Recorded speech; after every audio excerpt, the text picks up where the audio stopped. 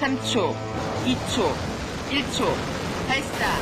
2013년 1월 30일 오후 4시 발사. 1월 30일 오전 4시 지상국과의 교신 성공. 대한민국 최초의 우주 발사체 나로호가 이전 3기 끝에 드디어 하늘의 문을 여는데 성공했다. 길이 33m, 무게 140톤의 나로호가 실어보낸 우주를 향한 대한민국의 간절한 열망. 그 열망과 기대는 섬광을 내뿜으며 하늘로 솟구쳤고 무사히 300km 우주 궤도에 도달했다. 이로써 대한민국은 우주 개발 역사의 새로운 장을 열며 자체 위성 발사체 기술을 보유한 11번째 나라가 됐는데 나로 우주센터 개발 착수 12년 만에 이뤄낸 성공의 순간. 나로호 발사 2주가 된 지금 나로호 발사 성공의 의미를 되짚어보고 이제는 한국형 발사체 개발을 통해 우주 강국을 향한 더 큰 그림을 그리고 있는 대한민국의 미래를 만나본다. 지난달이었죠. 지난달 30일 이제 오후 4시 9분 정확하게 우주 개발 역사의 새로운 장이 열렸는데요. 12년 만에 2002년부터 우리나라가 이제 우주 발사체 개발 계획에 착수했으니까 12년 만에 드디어 이제 메이드 인 코리아 이제 위성이 이제 우주로 날아갔는데요. 참 감동적이었습니다. 저도. 그래서 1차 더더군다나 이제 2번의 실패를 좀 겪지 않았습니까? 네. 1차 이제 페어링 분리에 이제 실패했고 2차는 사실 정확한 원인은 모르지만은 이제 중간에 이제 폭파하는 바람에 또 실패했고 그래서 3번 만에 이제 발사를 성공했는데 상당히 좀 의미 있었고 국민들도 그렇게 생각하고 있는 것 같습니다. 네. 다시 한번 또 우주 산업에 대한 어떤 분위기가 좀 고조되고 있는 상황인 것 같습니다. 네, 나로호 발사 성공 이후에 국내적으로나 국제적 위상면에서나 이 분위기가 많이 달라진 것 같아요. 국민들의 자긍심이 좀 높아진 것도 있겠고 어떤가요? 우주 산업이 사실은 이제 기술력 확보가 어려운 이유가 이게 보안이 워낙 좀 심하기 때문에 그렇거든요. 이게 군사력하고 좀 직결되기 때문에 이제 다른 나라에서 엄격하게 이제 이 기술 자체를 좀 통제를 하고 있는데 그래서 러시아, 미국, 이스라엘 같은 경우에도 어느 나라에서도 사실은 이제 기술 이전을 받지 못해가지고 우리가 이제 10년 동안 사실은 이제 발사체를 성공했는데 성공하면서 이제 산업연구원이 조사한 이제 결과에 따르면은 이 발사 성공으로 대략 한 3조 원 정도의 경제적 효과가 있을 것이라고 좀 보고 있습니다. 그래서 수출 증가가 한 1조 3천억 정도, 그 다음에 기술 파급 효과가 한 1조 2천억 정도에서 충분히 어떤 경제적으로도 아니면 산업적으로도 자긍심을 좀 가질 만하다라고 좀 평가를 하고 있습니다. 네, 그렇군요. 또 더욱 중요한 이유는 이제 스페이스 클럽이라고 그러죠. 우주 클럽이라고. 자국의 발사장을 두고 독자적으로 개발한 위성을 이제 자국 로켓에 실어 쏘는데 성공한 나라를 일컫는데요. 우리가 드디어 이제 미국, 프랑스 등에 의해서 11번째 스페이스 클럽에 가입국이 됨으로써 이제 우주 개발 강국을 위한 이제 첫걸음을 이제 떼게 됐다는 게 가장 큰 의미가 있는 것 같습니다. 네, 자랑스럽습니다.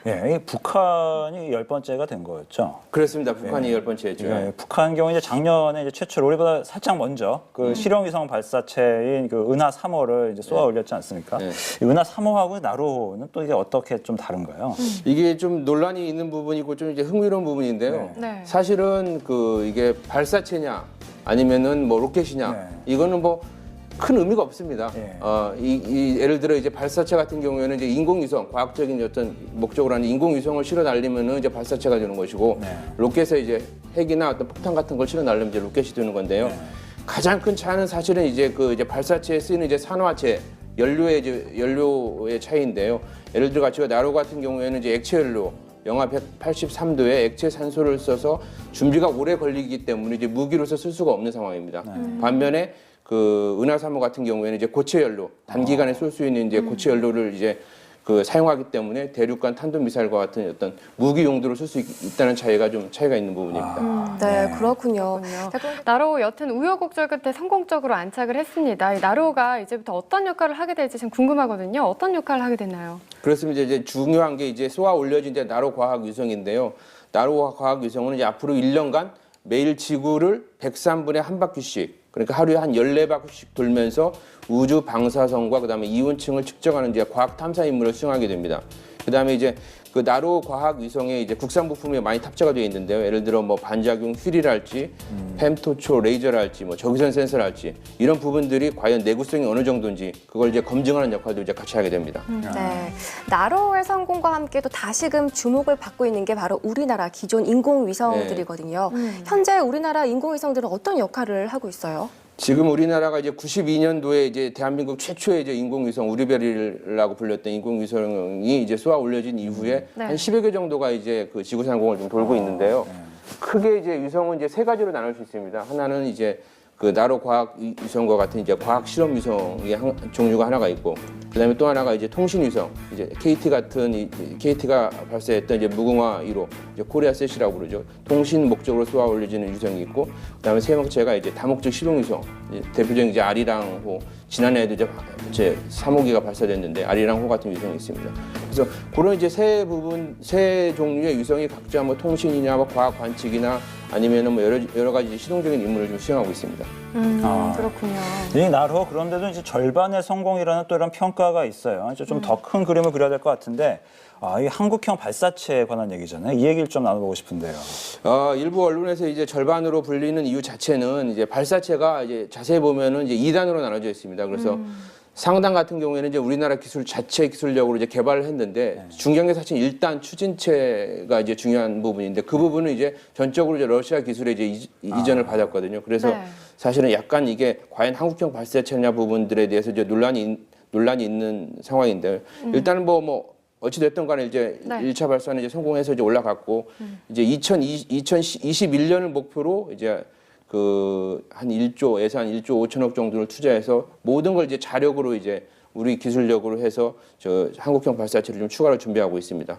이와 관련해서는 그 박근혜 대통령 당선인도 사업 기관을 2021년보다 더 앞당기겠다고 이미 공언한 상황입니다. 네, 그렇군요. 이 우주를 향한 열망이 이 궤도에 이제 어느 정도 안착을 했습니다.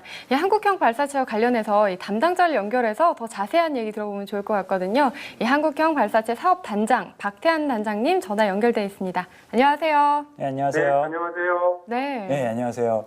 현재 그 전남 고흥의 그 나로 우주센터, 한국 최초의 우주센터인데요. 이제 이곳이 그 후속 프로젝트 한국형 우주 발사체 개발에 활용될 계획이라면서요. 네, 그렇습니다. 나로 우주센터에는 한국형 발사체 개발에 필요한 엔진 시험 설비 구축이 진행되고 있습니다. 2014년 상반기부터는 연소기, 터보 펌프 등 주요 엔진 구성품에 대한 성능 시험이 진행될 예정으로 있습니다. 그렇군요. 한국형 우주 발사체 과연 어떤 모습일지 참 기대가 되거든요. 어떤 모습인가요? 네, 한국형 발사체 개발 사업은 3단형 발사체를 독자적으로 개발하는 사업입니다.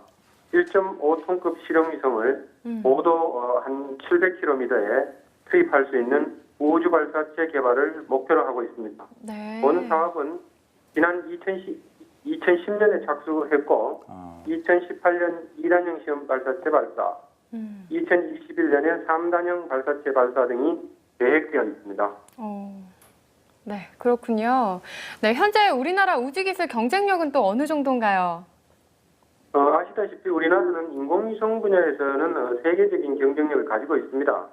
또한 나로호 발사 성공을 통하여 소형위성 발사체 개발 및 발사 운영 등 관련 기술을 확보했기 때문에 우주 기술 개발을 위한 기반은 갖추었다고 생각합니다. 그렇지만은 액체 엔진 시스템 개발과 시험 설비 구축 등은 앞으로 해결해야 될 과제로 생각합니다. 네. 그렇군요. 이제 그 새 정부도 들어설 텐데요. 그 우리 정부의 우주 개발 정책 및 과제가 있다면 어떤 걸 또 들 수가 있을까요? 우주 기술 개발은 그 많은 예산과 시간 그리고 우수한 인력 등이 필요한 사업입니다.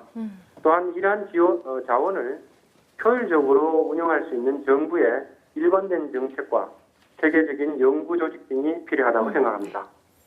네, 그렇군요. 예. 그런 체계가 참 마련됐으면 좋겠습니다. 박태학 단장님 바쁘신데 오늘 전화 연결 감사드립니다. 네, 감사합니다. 예, 감사합니다.